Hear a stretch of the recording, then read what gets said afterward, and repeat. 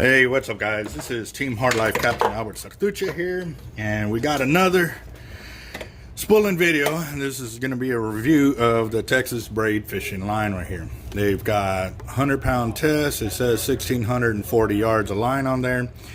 And normally it's the first thing we do is we squeeze the spool. Oh my god. Gotta bite.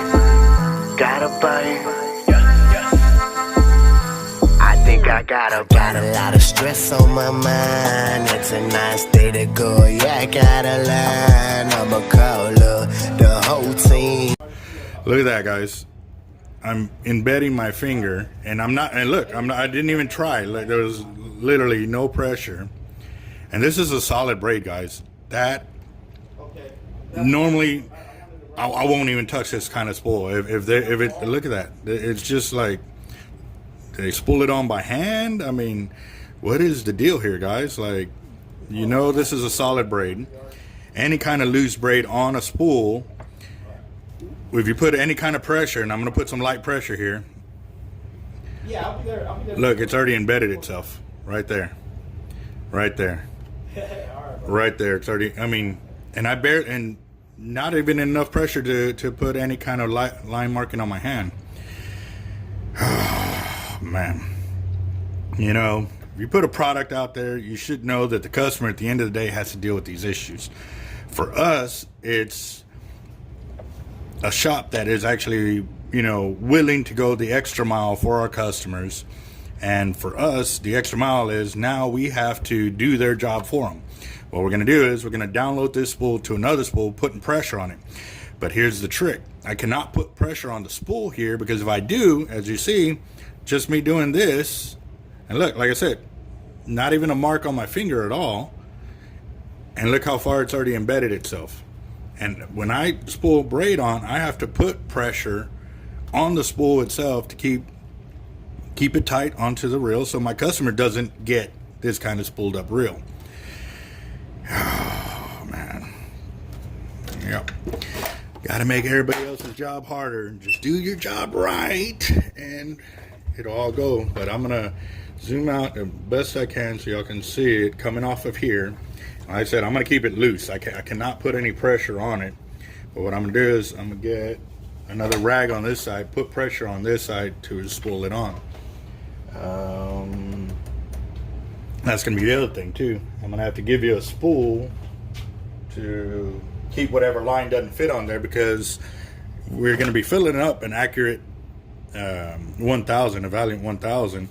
He was told by Accurate that it'll get 1,000 yards of 100. Now, did they do it with 100-pound hollow, or did they do it with 100-pound solid?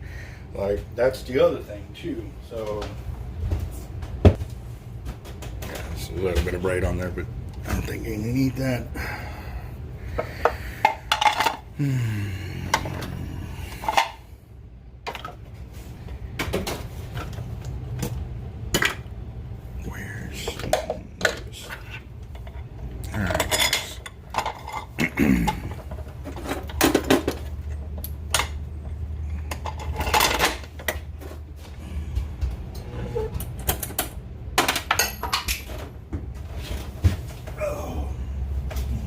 And after talking with the customer, we found out that this spool was actually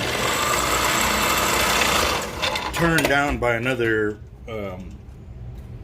tackle shop, that they wouldn't even touch the spool in it on there unless the customer was willing to accept that if it locked up and broke off, that they weren't responsible for it. So literally the only way to get it done is to down spool it, re-spool it, and then spool it onto the reel. So that's what we're gonna do here.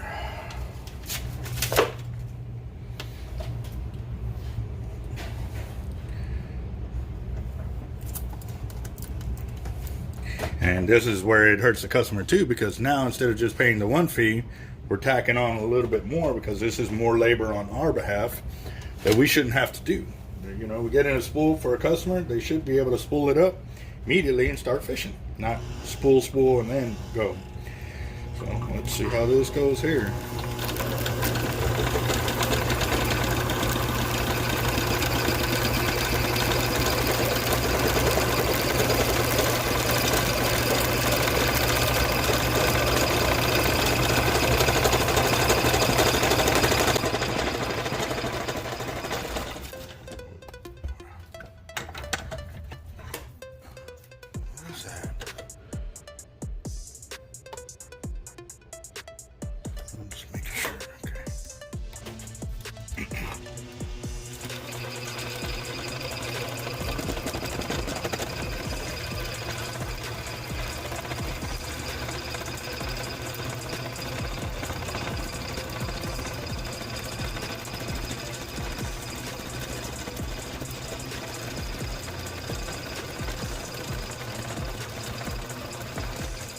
Damn, that braid burned. Yeah, right there.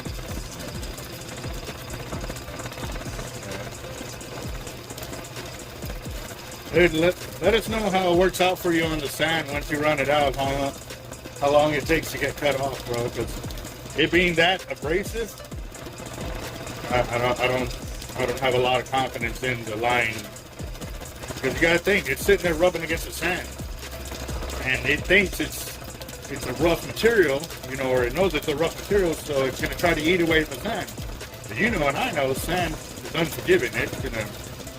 But if it was nice and soft and just moved around the sand without trying to eat at the sand, you see what I'm saying? It won't get cut off. So I'm real interested in what's going to happen with you on this.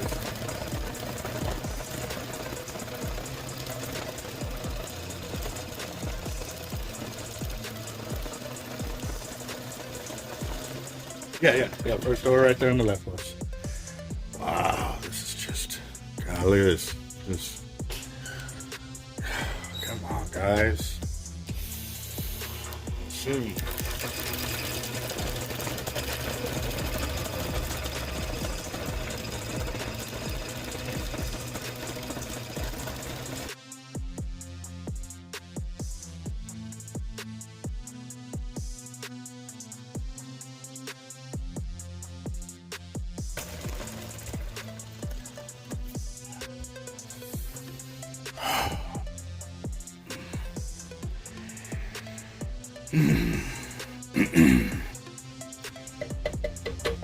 Yes. No. Goes. Finish this off.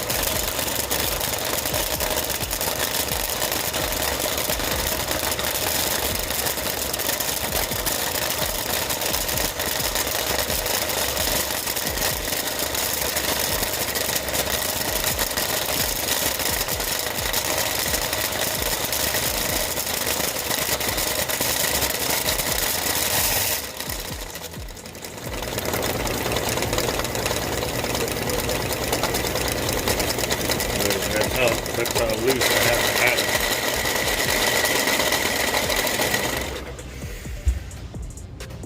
How'd the braid loose itself? I don't know. I was going too fast. Okay. I won't know until now that I actually got it and I can put it up here and go soon.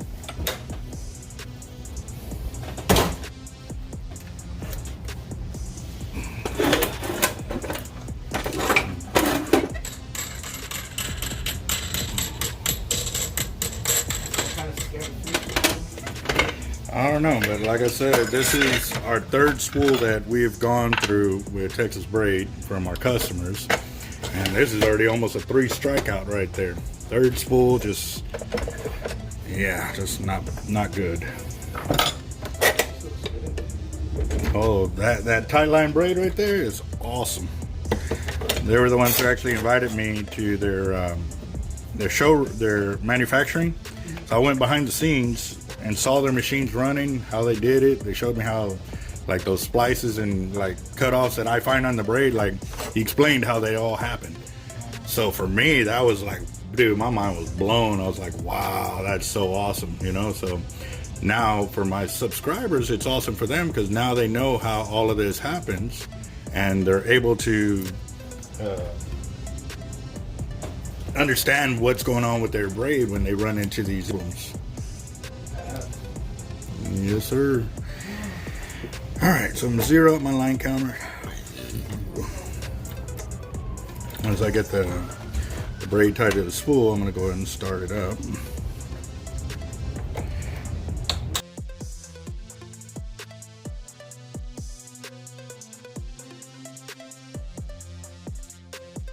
Some to see too, you know, but it kind of already scared me because when I started going through the down spooling process, it burned my hand.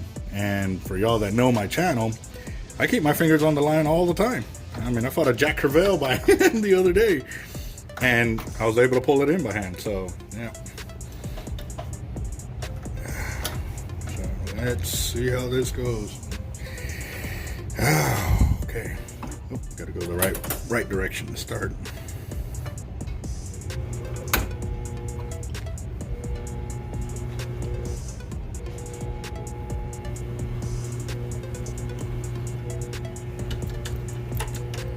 Now here, I gotta admit, it feels kind of smooth. Okay. Oh, I'm going the wrong direction.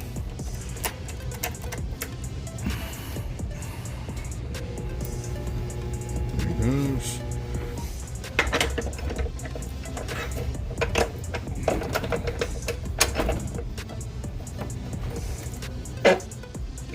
Here we go.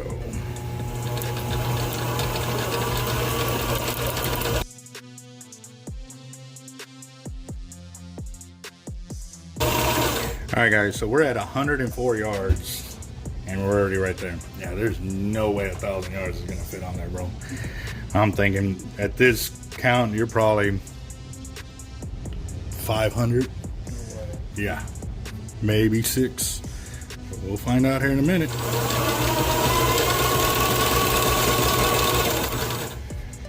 Your handle.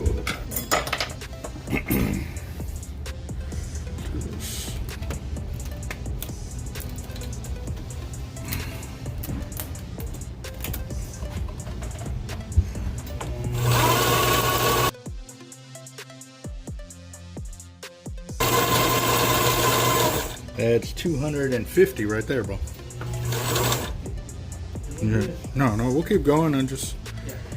I'm looking for, you know, what I normally look for, any frays, defects, or whatever.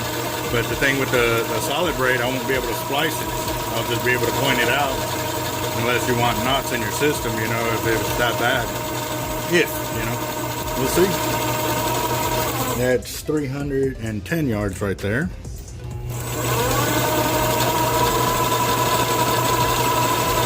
And you're setting this one up for kayaking or casting or both? Kayak only? Well, the reason why I'm asking because it's either I fully spool it and you can only kayak it, or I back spool it a little bit so that way you can cast if need be. Back it? Okay.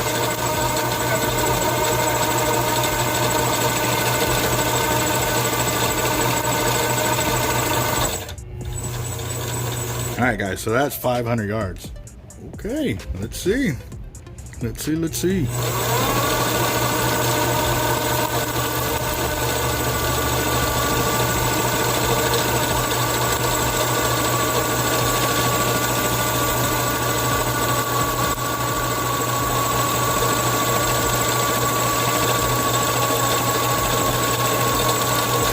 That's 600.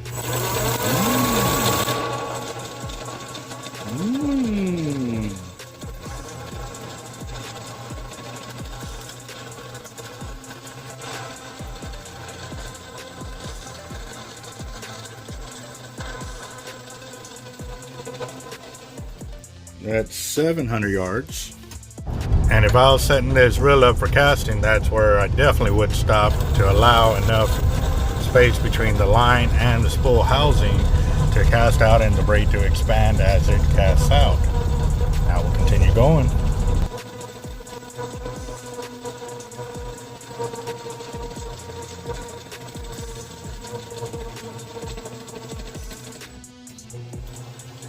That's 800 yards there. How much gap do you want between your line and your housing? How much is it? There. Where you want to come and check it out? I get another 100 on there. I'm at what, 8? You're at 8. Yeah. Just run it. Run it until you fucking can't run it no more. Okay.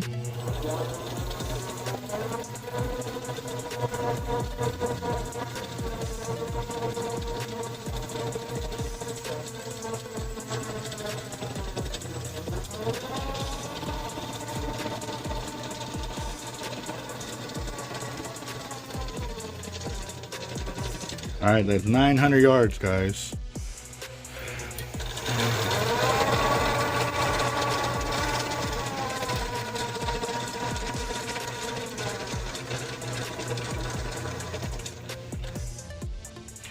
I'm gonna go and stop there because if you notice right here on this side, I'm a little bit tight to the spool, so that'll give you to level it off this way. You know what I mean? Because obviously, cranking by hand, it'll give you that. Yeah. I'm really impressed. Like, I'll admit that I didn't think it would get nowhere near that, bro. Just looking at it from right there. So, yeah, yeah, that ain't bad. That ain't bad. I mean, yeah, no, for there, because like I said, I'm a little tight over here on this end, and once you level it off, you're gonna fill it up over here on the left side, you know, or right side when you're reeling in and stuff. So, but yeah, no, all right. And as for the braid, I didn't feel any nicks, messed up braid or whatever and so forth. They need to concentrate on their spooling, you know, straight to the spool, because at the end of the day, the customer has to deal with. For the customer dealing with, you know, having a loose spool, he got turned away by one shop, or had to expect the fact that if it locked up on there and broke off, that he would have a locked up spool of braid, and he's trying to go fishing. Now for us, we're willing to go the extra mile, but at the same time too, we have to charge more because our time is valuable. So for us, we had to charge him to down spool it to correct their mistake here, just so we can get it to spool up on the machine. So, you know, just food for thought, guys. Saving a little bit of money on buying braid may not always be saving you money. So, here we go. And yeah, let me know how it goes on the sand. I'm really interested on hearing that one too. So 958 yards. Let's see, or 959. Let's see. Watch. Let me zoom in. Oh shoot! It was 9:59, guys. I somehow hit the button when I was cutting the braid or whatever. I don't know. So, but yeah, but the customer saw it. He can verify. So.